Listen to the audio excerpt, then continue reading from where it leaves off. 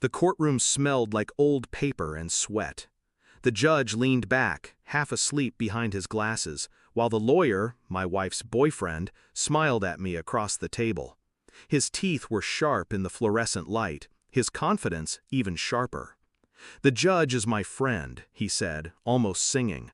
"You're leaving this room with nothing, soldier." My wife smirked beside him. She didn't even bother hiding it anymore. "He's too scared to even speak. Look at him." I sat still, silent. He slid a stack of papers in front of me, pushing the pen across the wood with a practiced flick of his wrist. "Sign it. Now." The papers blurred, not from nerves, but from the weight of my restraint. They thought silence was weakness. They mistook composure for defeat. If only they understood who I really was. It hadn't started here. The betrayal had been a slow bleed. Small, almost invisible cuts I hadn't noticed until I was drowning in them. Missed calls, overnight work trips, my daughter asking why mommy's friend kept coming over when I was gone. At first I told myself I was imagining it. I was trained to read lies in enemy eyes, but I refused to apply that skill at home. Love dulls the blade. Then came the bank account. Withdrawals I hadn't made. Hotel receipts tucked between grocery bills. I had asked her once, calmly, quietly, about the name scribbled on the receipt. She'd laughed. A lawyer from her firm, nothing more. But I'd seen the way her eyes shifted when she said it. A flicker of recognition she couldn't disguise.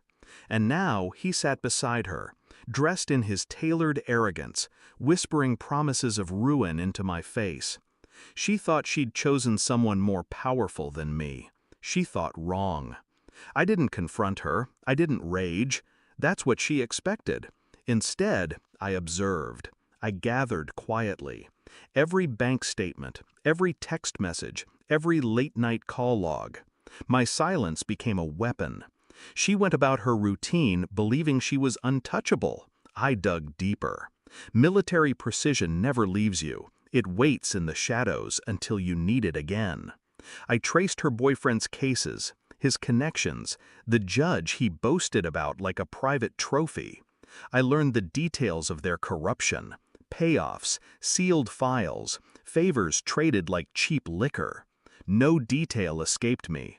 When she kissed me goodnight with lips that still tasted faintly of his cologne, I didn't flinch. I memorized the taste, stored it like ammunition.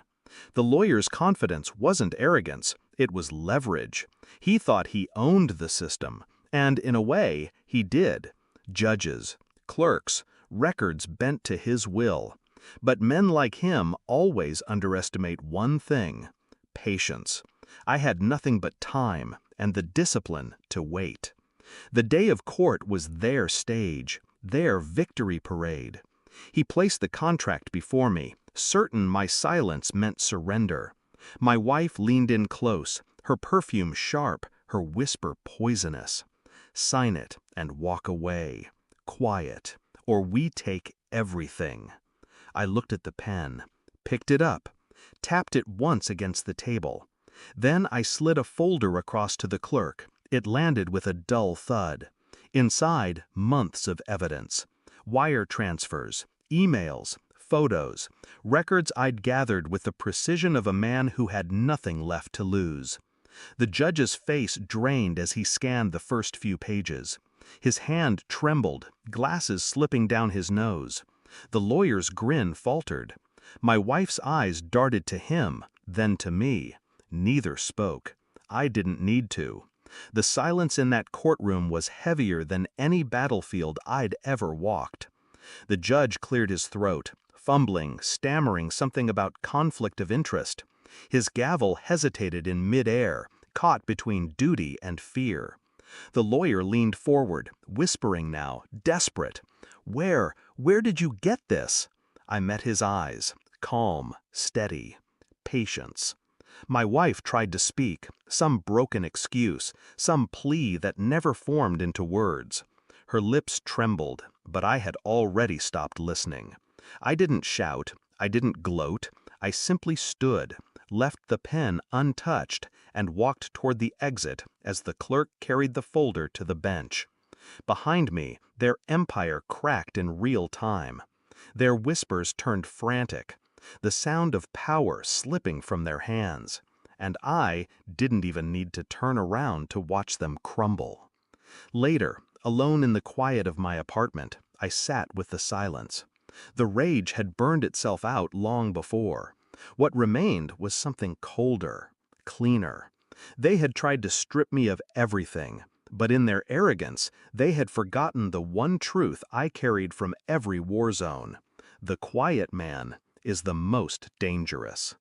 I wasn't a victim. I wasn't broken. I was simply finished.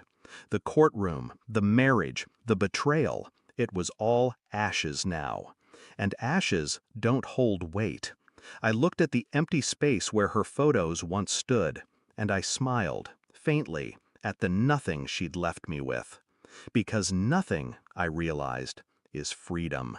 And freedom is mine. Thanks for watching. Don't forget to like, share, and comment. Subscribe now to Cheating Stories Insight World for more amazing stories.